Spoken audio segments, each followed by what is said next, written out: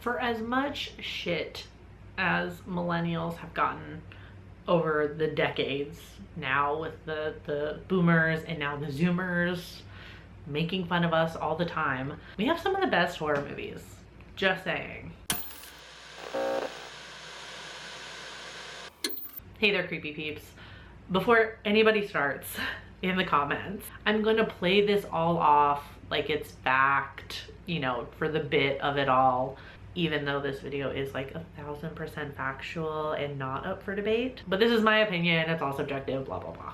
To establish a nice like baseline, nice understood definition, the millennial generation is generally regarded as those born between 1981 and 1996. Now with any of like the generational kind of parameters, depending on your source, it sometimes varies a year or two in either direction. But I feel like the 81 to 96 is a pretty safe range to work in. So based on that, I'm looking at movies specifically released between like 1996-ish to about like 2015-ish, because that would cover like the teen years of that original like birth year range. And why am I doing that? Because a lot of horror movies feature teenage / like college age characters, especially when it comes to slashers. And movies released between 1996 and 2015, unless otherwise stated, like within the plot of the movie, are depicting millennials. And as we all know, boomers and some of Gen X still on the internet today talk about millennials and refer to millennials as if we are all still like 18 to 22, which is that on its own is insane. I'm 33 and I was born kind of near like the back end of that millennial birth year range. So clearly any depiction of millennials like in our youth is how other generations see us all of the time. So that's why I'm kind of like focusing on that a little bit more. Let's get into it though. I'm gonna go in release date order just because. So that means we're gonna start with Scream. Right at the beginning of that range I said from 1996. It's Scream, baby. Wes Craven reinvigorated the spend slasher genre with his meta masterpiece. And the meta slasher became a huge trend after the success of Scream. So much so that I would say that the meta slasher is a staple of millennial era horror. Like horror fans from every generation, we all have those movies, which are older horror movies to us, depending on who you're talking to, that we watched when we were way too young, that kind of got us into horror movies. So for a lot of millennials, that would be like slasher era movies, like your Halloweens, your Friday the 13th, your Nightmare on Elm Streets. I feel like it makes a lot of sense that one of like the biggest horror movies that kind of leads this like millennial era is a meta slasher, because that's what a lot of us watched when we were way too young to be watching them. Next has to be the Blair Witch Project, which is another absolute trendsetter. Were there found footage horror movies before this? Yes, like one. Was it nearly as influential as Blair Witch? Fuck no. This micro budget found footage boom was thanks to this movie, The Blair Witch Project. And also it was scary as fuck and upset a lot of us millennials that saw it way too young. Maybe not all millennials, because some millennials were born in the 80s. So they were probably a little older when they saw this. I saw this not right when it came out, but I saw this when I was like 10 years old, okay?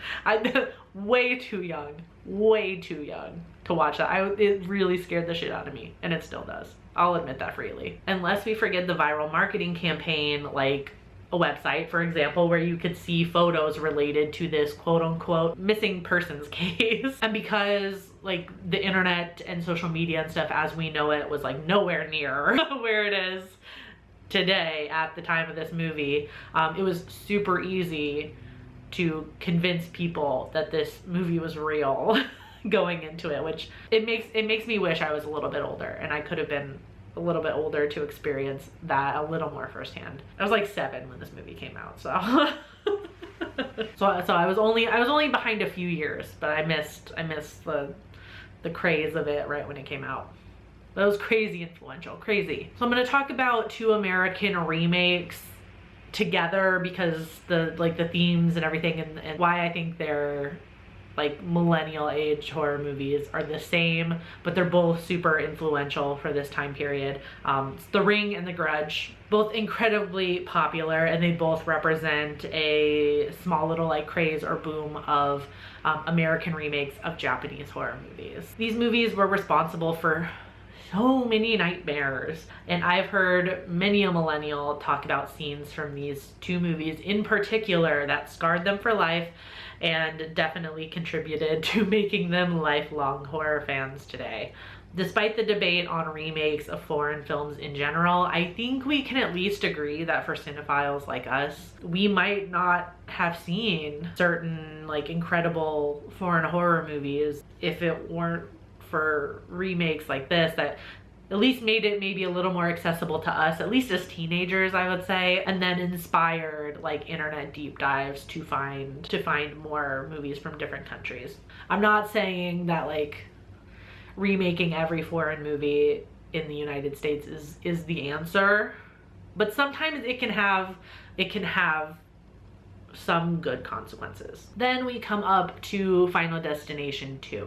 Now, I would definitely argue that for sure, at least the first 3 Final Destination movies are heavy hitters for the millennial generation. This franchise has made an entire generation look at many mundane, everyday items in sheer terror, but none so terrifying and so influential as the logging truck on the highway. So I had to call out Final Destination 2 specifically. I would also venture to say that the Final Destination movies could be part of the meta slasher craze as well.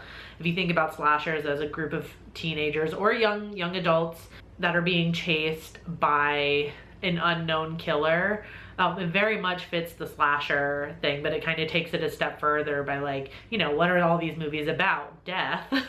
So, you know, instead of a masked killer, let's just make it death that's chasing them. And in doing so, it kind of blended like slasher tropes and like supernatural horror tropes in a really cool way.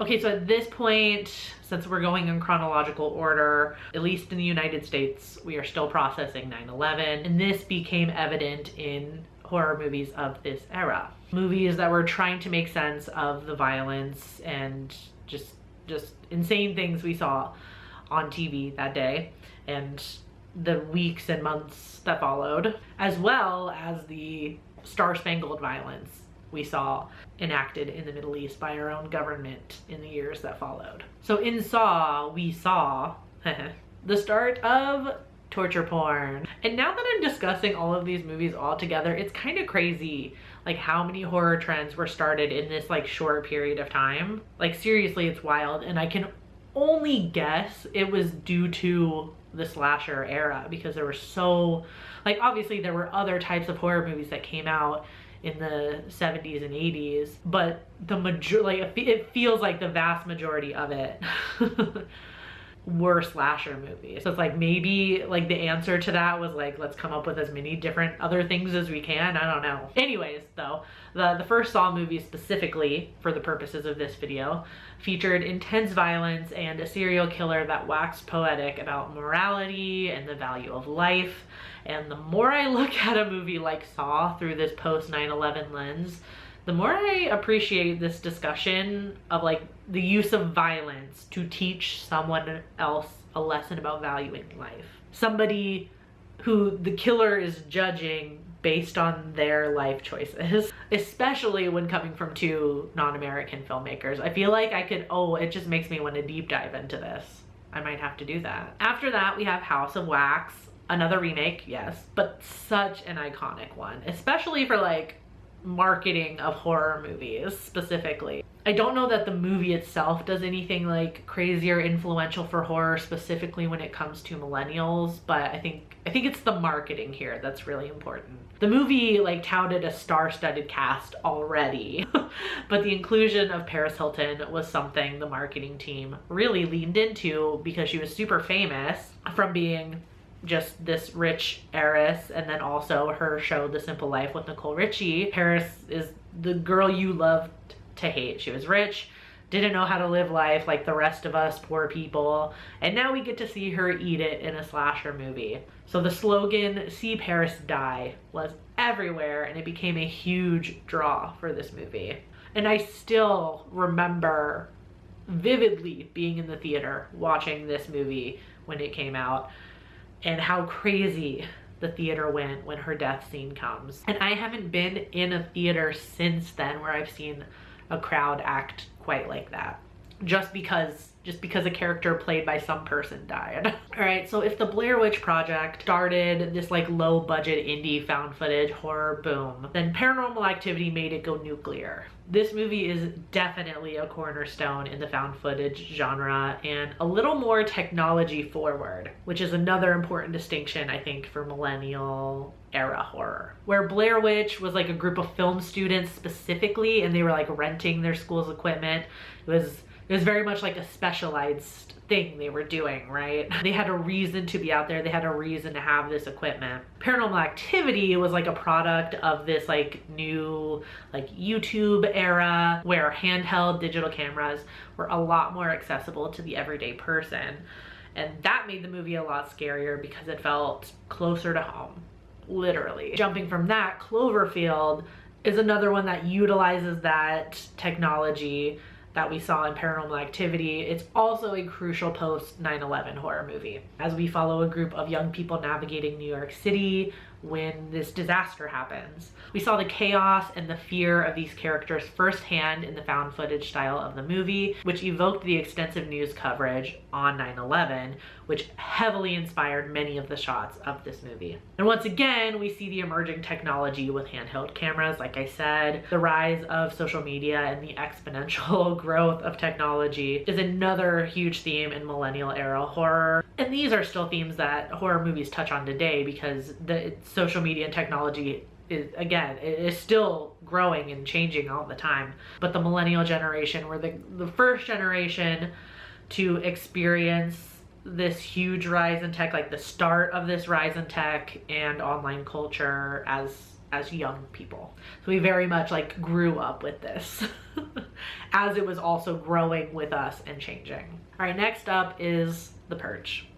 The disillusionment with the older generations and the government was real. I was in like the sweet spot of the millennial generation where I was actively in college when boomers destroyed the economy and destroyed the job market. So when I emerged, graduated from the University of Tampa with a hefty amount of student loan debt, I couldn't get those magical adult jobs that I had heard so much about from the adults who told me to get the loans in the first place. Yeah, so seeing a movie about the American government encouraging a night of murder and violence to solve its problems hits different. Plus there's this idea in the movie about legalizing violence, right?